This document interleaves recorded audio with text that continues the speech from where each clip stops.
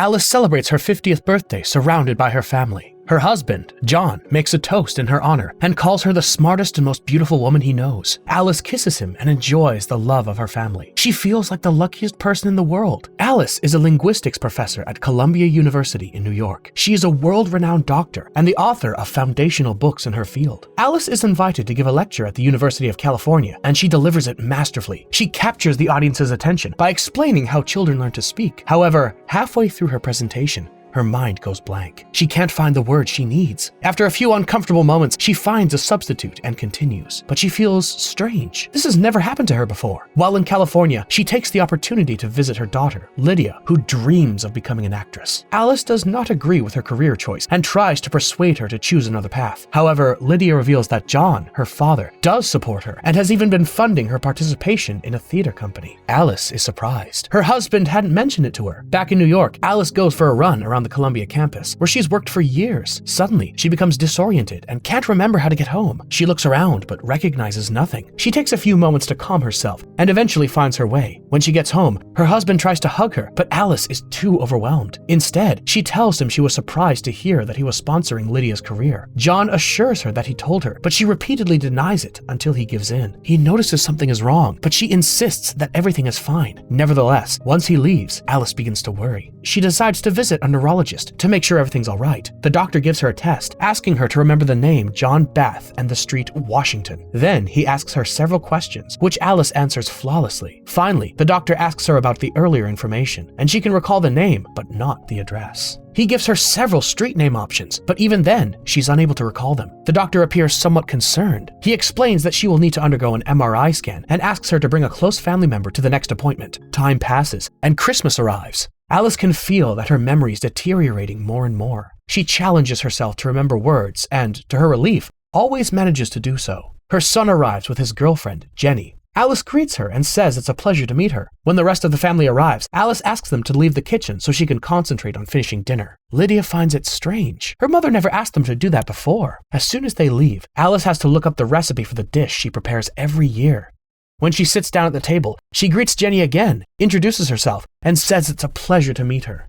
Lydia notices the interaction, but says nothing.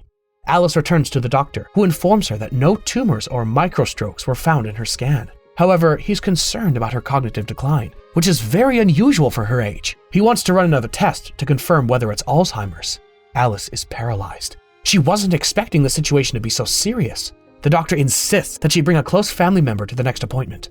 Alzheimer's is a disease that affects the brain's ability to function properly.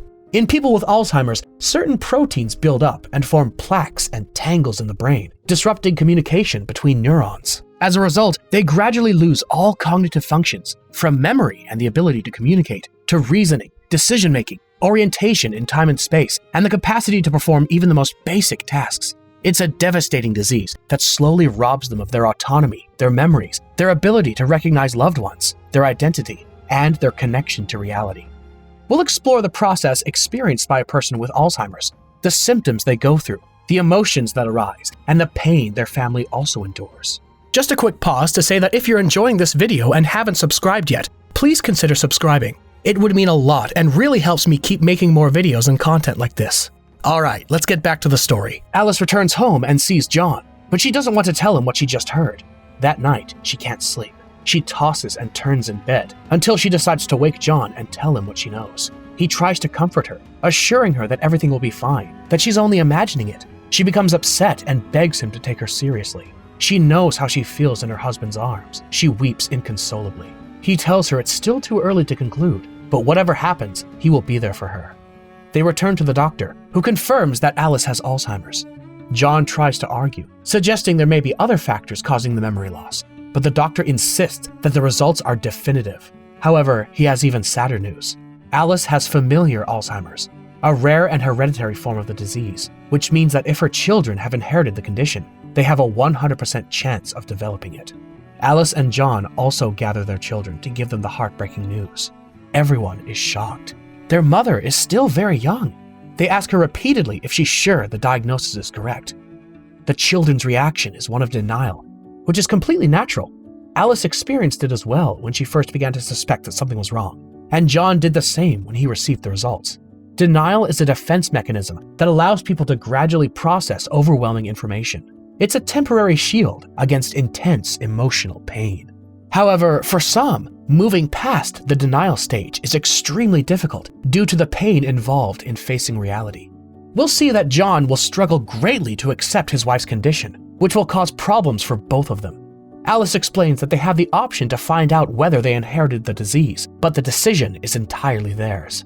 Then, in tears, this mother apologizes to her children, both for the pain her illness will cause them and for the possibility that they may have inherited it as well. Chronic illnesses often bring with them many feelings of guilt. The patient may feel guilty for being a burden, for disrupting the lives of others, or even for having passed down the condition.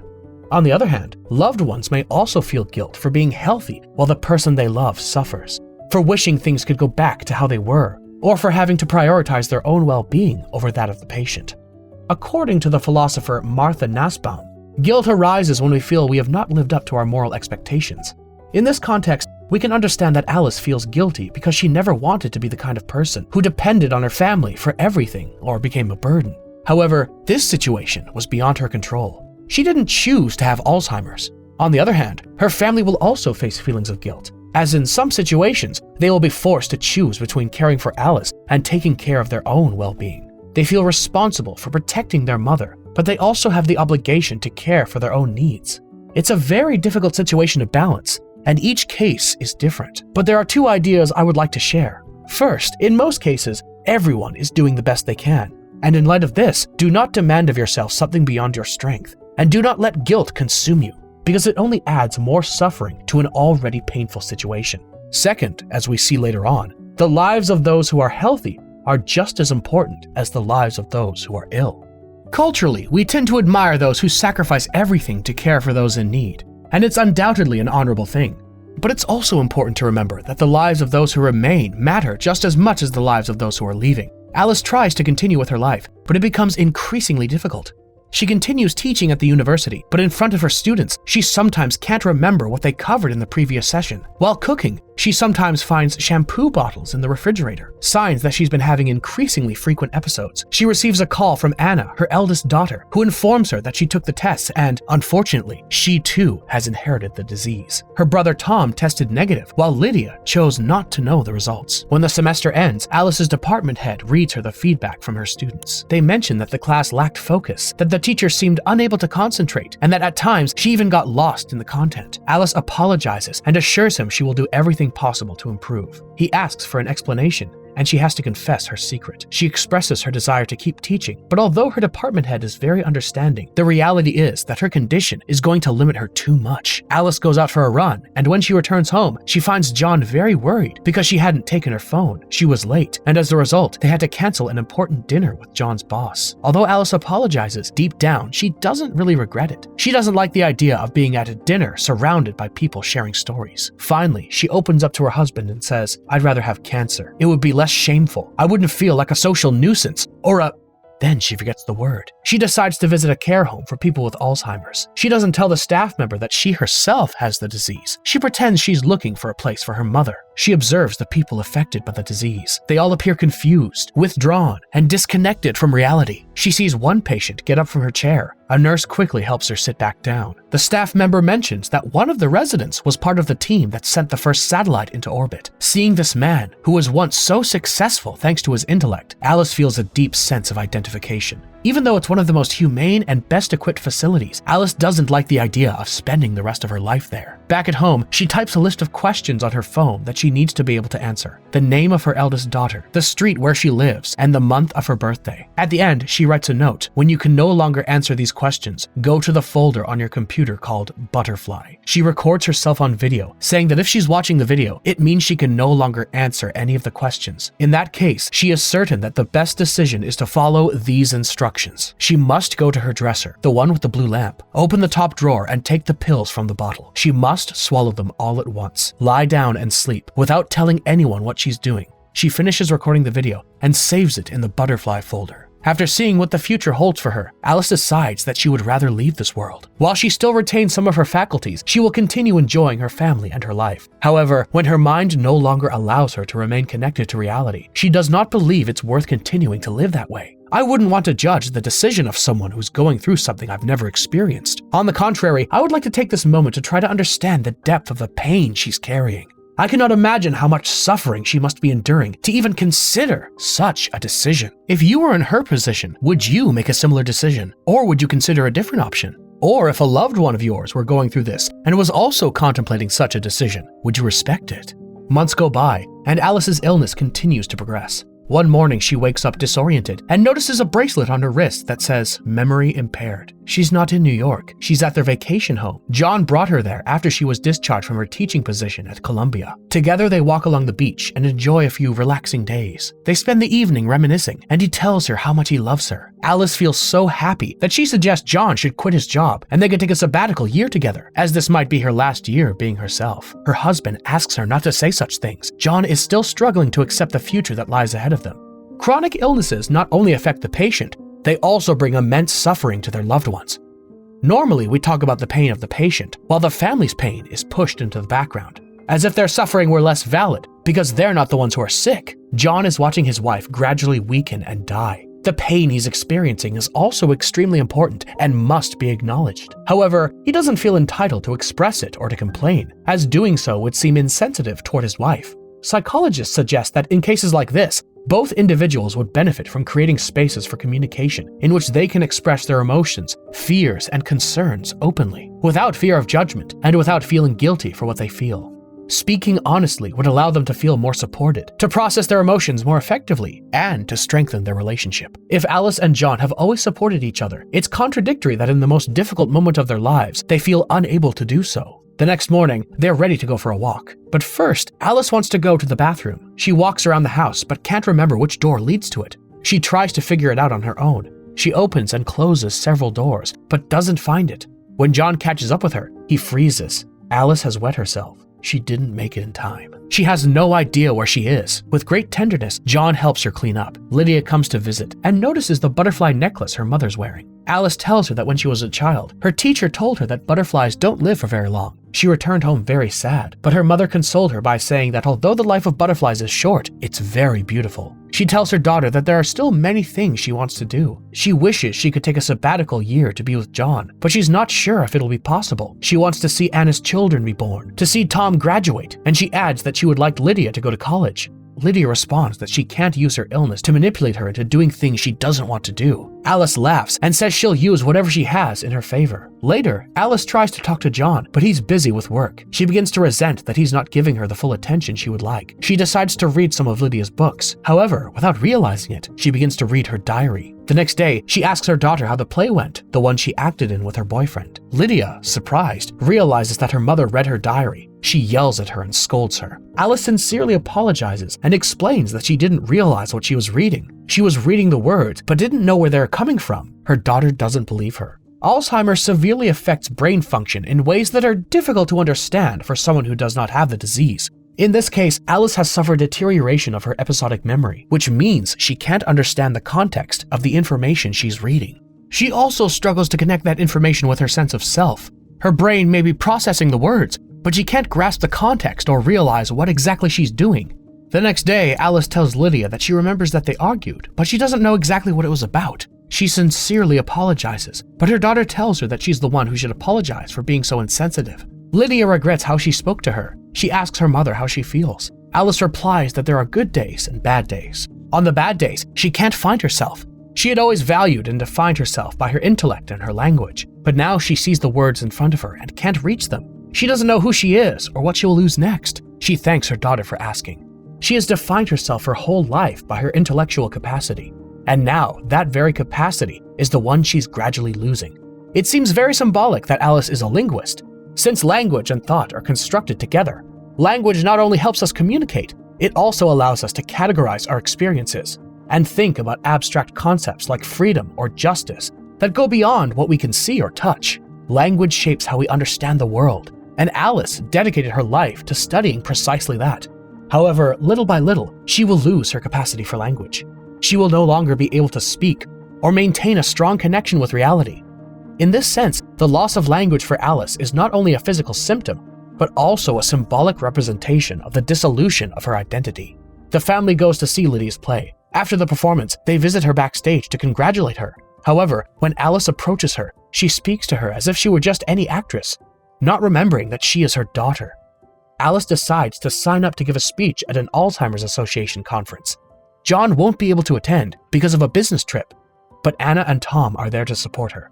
Alice stands before the audience and declares, "As an Alzheimer's patient, I'm learning the art of losing my belongings, losing sleep, but most of all, losing memories. My entire life, I've accumulated memories, and these have become my most treasured possessions. The night I met my husband, the first time I held my textbook in my hands, the birth of my children. Everything I've achieved in life, everything I worked for, is now being taken from me. But I'm not suffering. I'm fighting to stay connected to who I once was." When she finishes her speech, the audience, moved, gives her a standing ovation. Months go by, and John receives a major job offer, but they would have to move to Minnesota.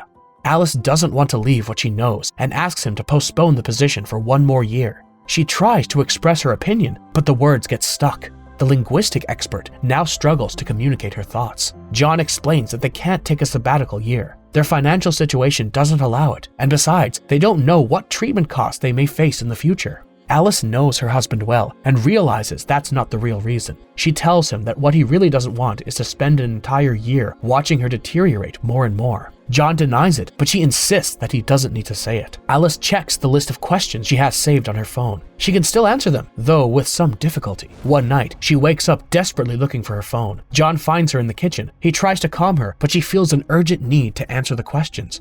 One of the symptoms of Alzheimer's is the loss of control over emotions and impulses. That's why, as the disease progresses, it's common for patients to experience personality changes. They can become irritable, anxious, depressed, or even aggressive. Some patients also experience emotional lability, which means their emotions can shift drastically and without an apparent reason. They may go from being happy to sad or angry in a matter of minutes. They may laugh or cry at inappropriate moments, and their reactions are often very intense and exaggerated. Alzheimer's transforms the personality they once had. Time goes by, and John finds Alice's phone inside the oven. She smiles and says she was looking for it last night, though in reality, that was a month ago. Alice's memory is deteriorating rapidly. Her memories blend. In one moment, she's in her childhood, and the next, she's at home with John helping her get dressed. The family begins to discuss what would be best for Alice. John has been offered the position in Minnesota and needs to accept it, but that would mean taking his wife away from everything familiar. One afternoon, while Alice is at her computer, she accidentally discovers the folder titled Butterfly. She begins to watch the video she recorded and listens to the instructions. She must go to the dresser with the blue lamp and take the pills that are there. However, she forgets what she was going to do. She returns to the kitchen, watches the video again, and tries once more, but forgets again. She decides to take the computer to her room. She finally manages to get the pills, and just as she's about to take them, her caregiver enters the house, making a noise that startles her. Unable to remember what she was doing, she can't carry out her final wish. John invites his wife to get some ice cream. He points out the Columbia University building, where she taught for many years, but Alice doesn't recognize anything. When he looks at her, he can't stop the tears from filling his eyes. It hurts him to see how his wife fades a little more with each passing day. Lydia agrees to leave Los Angeles to care for her mother in New York, so that John can move to Minnesota for his job. He asks his daughter if she's sure about her decision, and she replies firmly that she is. John breaks down in tears and tells Lydia that she's a much better person than he is. Clearly, work has become a way of escape for John. The emotional anguish of watching his wife go through her illness has been too much for him. Lydia dedicates herself to caring for her mother, reading one of her scripts aloud, and Alice listens attentively. When she finishes, she asks her mother if she understood what it was about. Alice can barely articulate the words, but she manages to say that it was about love. Like Alice, there are 55 million people around the world living with dementia, and more than 60% of them do not have access to proper resources. Alzheimer's and other forms of dementia are profoundly devastating diseases. I hope this story helps us understand and empathize with those who face this illness. Understanding and support for patients and their families can be a source of comfort and strength. Thanks for staying until the end of the video. Don't forget to subscribe and share it with a friend who you think might enjoy it. And you and I'll see you in the next one.